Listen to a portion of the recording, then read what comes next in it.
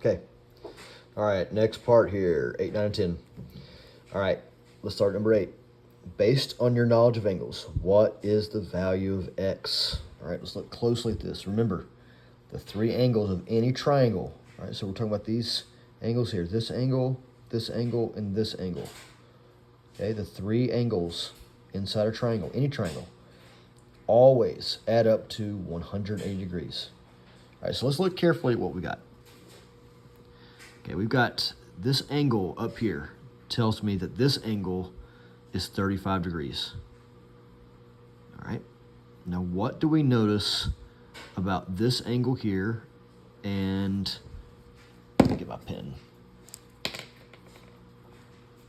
and this angle right here? So this angle and this angle, what kind of angles are those? All right? So you can use this, you can use what you know about these 2 angles, and you can figure out what the measure of this angle is. Now I'm not going to do it for you. Okay, I want you to see what you can get, see if you can get this on your own. All right? I'll give you a hint. These are vertical angles here. So what do we know about vertical angles?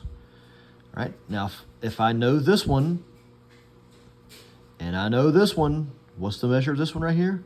90. What can we do? We can write an equation. So I'll go ahead and just give this one to you.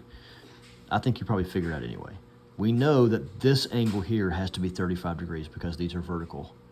Vertical angles are always congruent. All right, so what's our equation going to be? Our equation is going to be x, that's my unknown, plus 90, plus, look at it again, so x plus 90 plus 35 equals, and again it says that the 3 angles of any triangle add up to 180, so equals 180. Combine your like terms. That's going to be x plus 125 equals 180.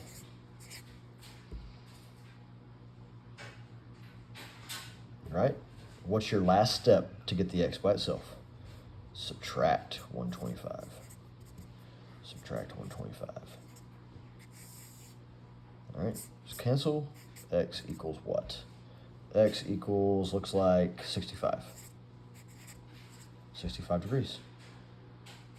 Sorry, 55 degrees. Yep, borrow there, so 5, yep.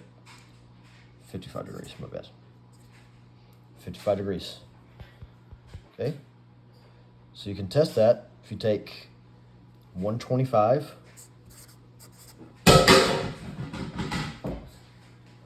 which is these 2 angles right here. 125 plus 55 should give us 180.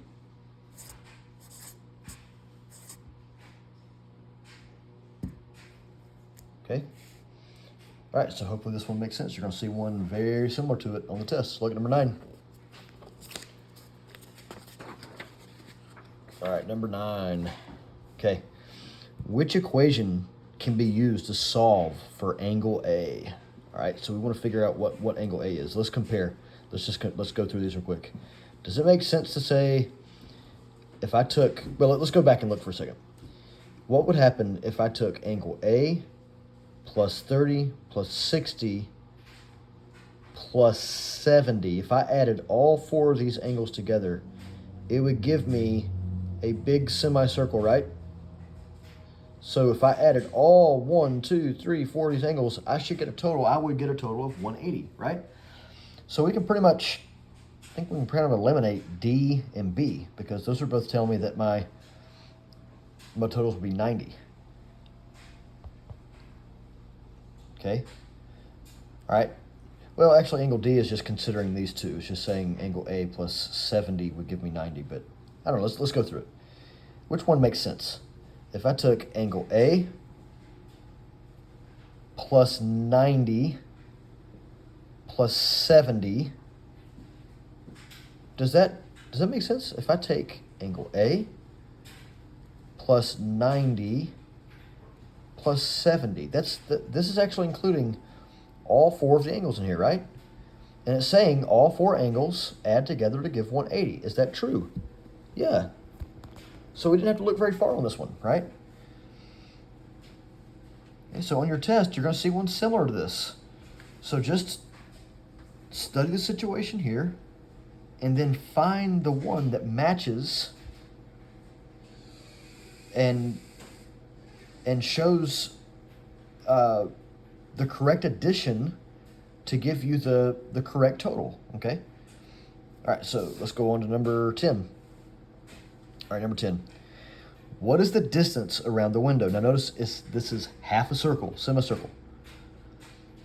What's the distance? Again, we're coming to this around the window. Around. What do we call that? That's called the what? That's called the circumference, right? Okay. So what formula do you think we need? So let's look at these hints. What are you trying to find? We already said the circumference. What formula will you use to find it? All right, so we're going to use our circumference formula. C equals pi times d. All right. Now, what is the distance around this window? What is the distance around this window? So we're trying to find the circumference. Use 3.14 for pi. Now look at what they're giving us. What info do we have? What information do we have? What do we call this right here? Halfway across. Halfway across the distance of the circle. Yeah, that's our radius right there. So if they give us the radius, but we need the diameter, what do we do with the radius? So my radius is 6.5. Radius is 6.5 feet. What do I do with the radius to get the diameter? Just multiply it times 2. Okay, so 10, so 13. So 13. My diameter is 13. They tell me to use 3.14 for pi, so it's going to be 3.14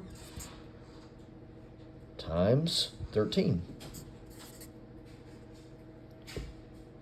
Right? And that's going to give me, now think about this. This would give you the circumference of the entire circle, right?